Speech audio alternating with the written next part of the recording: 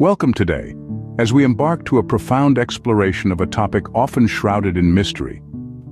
What is blasphemy against the Holy Spirit? Have you ever wondered what constitutes blasphemy against the Holy Spirit? It's a question that has intrigued and puzzled many. To grasp the idea, we first need to understand the concept of blasphemy. Generally speaking, blasphemy refers to the act of showing contempt or lack of reverence for God or something considered sacred. Now let's talk about the Holy Spirit. In many religious traditions, the Holy Spirit is seen as a vital aspect of the divine, often associated with aspects such as truth, comfort, and guidance. Therefore, blasphemy against the Holy Spirit is viewed as a serious offense in these traditions.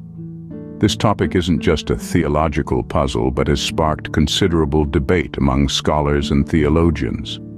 The discussions revolve around various interpretations and understandings of what exactly constitutes this form of blasphemy. Understanding blasphemy against the Holy Spirit requires a deep dive into religious texts and interpretations. As we delve deeper into this subject in the following scenes, we'll explore biblical references and theological interpretations to shed more light on this complex and intriguing concept. The Bible offers key insights into understanding this concept. In the New Testament, the term blasphemy against the Holy Spirit is mentioned specifically in 3 of the 4 Gospels: Matthew, Mark, and Luke. In the book of Matthew, chapter 12, Jesus addresses the Pharisees who accuse him of casting out demons by the power of Beelzebub, the prince of demons.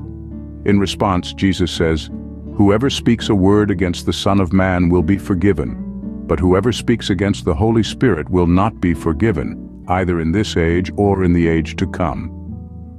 This passage provides the basis for the concept.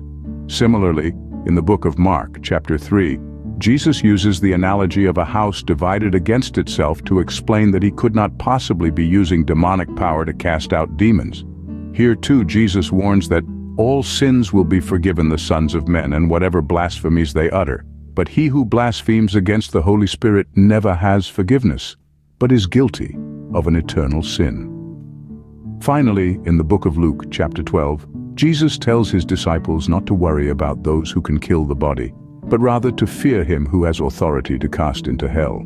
He then repeats the warning against blaspheming the Holy Spirit. In each of these passages, the context is crucial.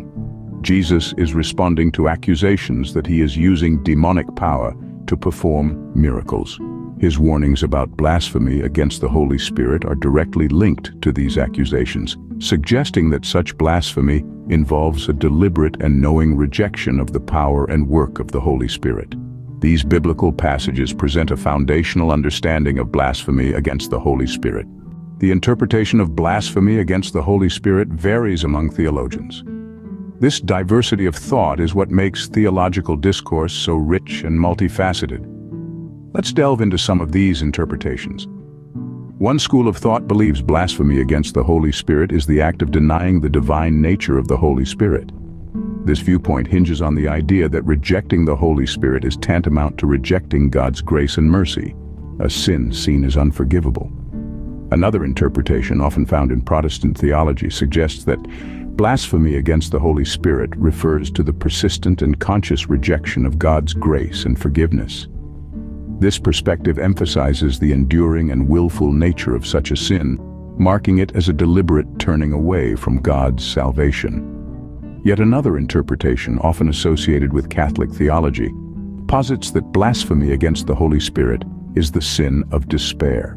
This perspective views despair as a form of blasphemy because it implies a lack of faith in God's limitless capacity for forgiveness and redemption. While these interpretations may seem distinct, they share commonalities. Each interpretation underscores the seriousness of the act, whether it's a denial of the divine, a persistent rejection of grace, or a descent into despair. They all point to a profound rupture in the relationship between the individual and the divine.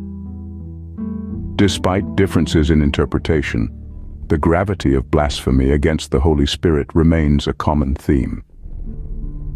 This shared understanding across different theological perspectives underscores the universal reverence and respect for the Holy Spirit in Christian thought. Blasphemy against the Holy Spirit is a complex, nuanced concept in Christianity. We've journeyed through its definition, delved into biblical references, and explored various theological interpretations. Remember, each layer of understanding adds depth to our knowledge. Yet the subject remains vast and intricate. It's like peeling an onion, each layer revealing another. It's important to approach such profound topics with an open mind, patience, and a readiness to delve beyond surface meanings.